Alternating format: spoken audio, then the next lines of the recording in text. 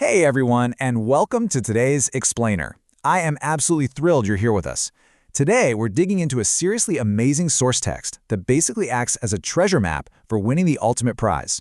Look, whether you're a 10-year-old trying to figure out how to navigate life's super tricky obstacle courses, or really just anyone who wants to know the secret to coming out on top, you're in the exact right place. We're going to explore what the text calls the champion's path. But real quick, picture this for a second. Imagine a grand champion. Picture someone who has won the absolute most difficult, exhausting, intense competition in the entire universe. Now ask yourself, how do you actually win the ultimate prize? What's the secret strategy it takes to not just watch them from the sidelines, but to actually get in there and share in their massive, universe-sized victory? Well, our source material today gives us the exact playbook. All right, Section 1, the ultimate reward. Okay, let's dive right into the very first level of our guide. Before we get into all the hard work, we really need to look at the incredible promise made to the people who stay the course and overcome the obstacles. And you know what's really wild about this promise is just the sheer scale of it. This quote comes straight out of the book of Revelation, chapter 3, verse 21. It says, "To him that overcometh will I grant to sit with me in my throne, even as I also overcame." Our source explains that Jesus is literally inviting those who follow his lead to share his throne. Just let that sink in for a second. He's not saying, hey, if you win, you get a cool little participation trophy. No way. He's saying, if you follow my path, you get to sit in the seat of the ultimate champion. Moving right along to Section 2, Jesus, the champion. Let's see how this all builds together. To understand how we can actually win, we've got to look closely at the life of the ultimate champion himself, Jesus. The text points out that he's already run the toughest, most brutal course ever designed, and he did it specifically to secure the victory. Now, the text uses some pretty heavy theological words here, like substitute and surety. But actually, let's just break that down into something super easy to grasp. Imagine you're running a massive relay race, and you're just totally, completely exhausted. A substitute is like the fastest runner in the world tapping you on the shoulder and saying, hey, I'll run this hardest lap for you. And a surety? That means that same champion is absolutely guaranteeing that your team is going to take home the gold medal. The text tells us that Jesus fought the battle for us. He took our place, and he literally guarantees the win if we just stick with him.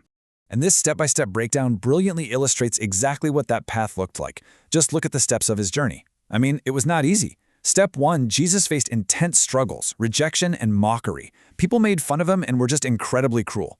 Step 2, he walked the agonizing path of Calvary to the crucifixion. He faced the absolute hardest challenges imaginable.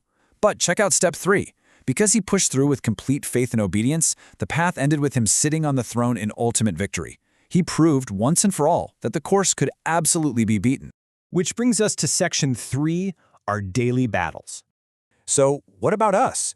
We've seen Jesus' past victory, sure. But the source text asks us to take a hard look at the challenges we face in our own lives right now, today. And it draws a really fascinating comparison here. It talks about the age of the martyrs versus our days of subtle temptation. Back in history, believers faced very obvious, scary physical dangers. We're talking lions in arenas and extreme persecution. You'd definitely know if you were in danger. But our battles today?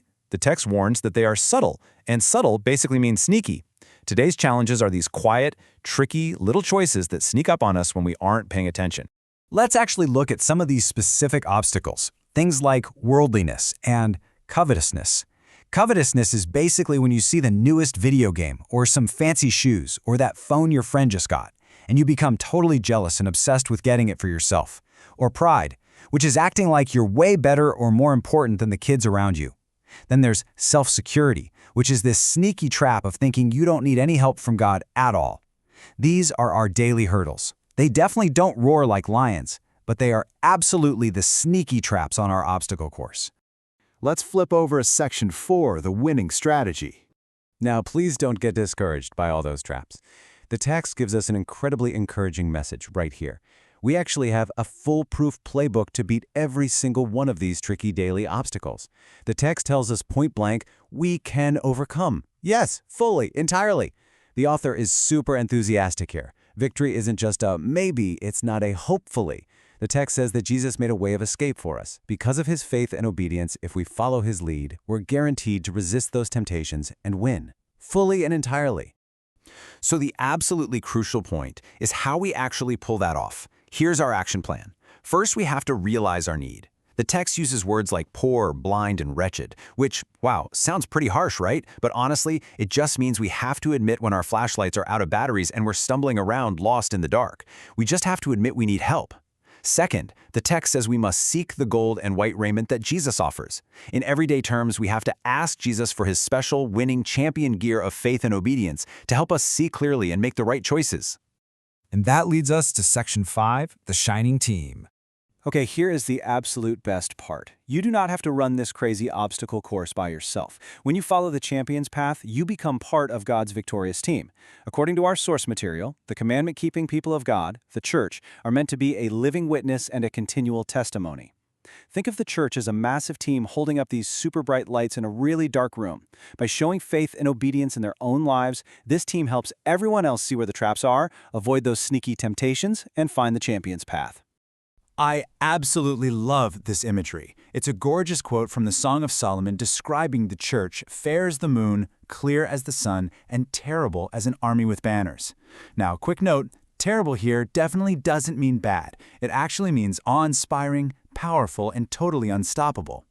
When God's team is following his playbook, they shine so brightly and march forward with absolute confidence, carrying the banners of the ultimate champion. Which leaves us with the single most important question of this entire explainer. Will you follow the champion's path today? We've seen the incredible reward waiting at the end. We've seen that Jesus already beat the absolute toughest course to guarantee our victory. We know exactly which sneaky traps to look out for, and we know we have a shining team to run with. The path of faith and obedience is wide open right in front of us. The only thing left is for you to step onto the course. Thank you so much for joining me to explore this fascinating text today. Keep your eyes on the prize, and I'll see you next time.